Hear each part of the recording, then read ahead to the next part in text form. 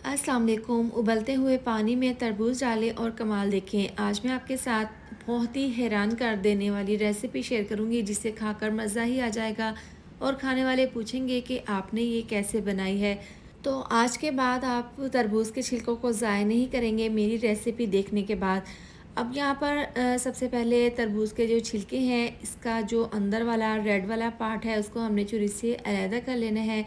और इसके बाद जो इसका बाहर वाला ग्रीन वाला पार्ट है उसको भी हमने इस तरीके से इसका छिलका उतार लेना है। इससे इतनी मज़ेदार रेसिपी बनेगी कि आप बनाकर हैरान रह जाएंगे कि ये इतनी टेस्टी रेसिपी कैसे बनी है। तो आपने आज के बाद छिलकों को ज़ाय नहीं करना, बल्कि आपने ये मज़ेदार सी रेसिपी बनाकर सबको हैरान कर देना है।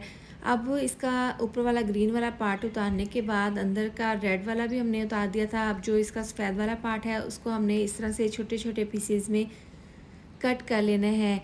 यकीन करें, आप मेरे कहने पर ये वाली रेसिपी ट्राई करें, आपको खाकर मज़ा ही आ जाएगा। अब देखें, तमाम पीसेस को मैंने छोटे पीसेस में कट कर लिया है। अब उबलते हुए पानी में ये तमाम क्यूब्स डाल देंगे। ये डालने के बाद अब इसको हमने मीडियम टू लो आंच पर उबाल लेना है, इतना कि ये सॉफ्ट हो जाए। आपने यहाँ पर इसको तकरीबन 10 से 12 मिनट के लिए उबाल लेना है।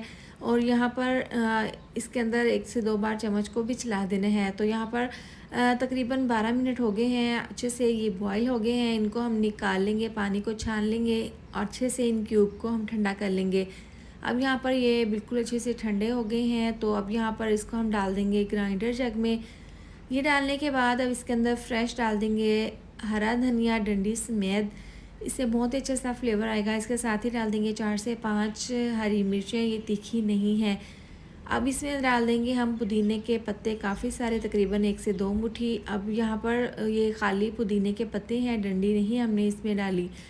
अब इसके अंदर डाल देंगे गाढ़े वाला दही, तकरीबन 2 से 3 चम्मच। ये डालने के बाद इसको हम ग्राइंड कर लेंगे। अब यहाँ पर एक बाउल में है दही, दही को हम यहाँ पर अच्छे से फेंट लेंगे। इस तरह से फेंटने के बाद जो हमने ग्राइंडर जग में मिक्सचर बनाया है वो हम इसके अंदर डाल देंगे। देखिए कितना स्मूथ सा, कितना ज़बरदस्त सा हमारा ये तरबूज के छिलकों का ये मिक्सचर तैयार हुआ है। ये दही में शामिल कर देंगे, इस तरह से डालकर इसको मिक्स कर लेंगे। अच्छे से मिला देने के बाद इसके अंदर टेस्ट के हिसाब से डाल देंगे आधी चम्मच नमक। दोबारा से नमक डालने के बाद हम इसके अंदर डाल देंगे पिसी हुई काली मिर्च। अब इसको अच्छे से मिक्स कर लेंगे। यकीन करें, ये रायता अगर आप बनाकर घर वालों को सर्व करेंगे तो घर वाले यकीन नहीं करेंगे कि आपने ये रायता तरबूज के छिलकों का बनाकर तैयार किया है। इसका टेस्ट बहुत ज़बरदस्त बनता है। तो एक बार मेरी ये रेसिपी ज़रूर ट्राई करें, आप हैरान रह जाएंगे। इसके साथ ही वीडियो अच्छी लगी हो तो लाइक और शेयर कर दें, साथ में आप चैनल को भी सब्सक्राइब कर दें। मिलते हैं नेक्स्ट वीडियो में। अपना बहुत सारा ख्याल रखें। अल्लाह हाफिज़।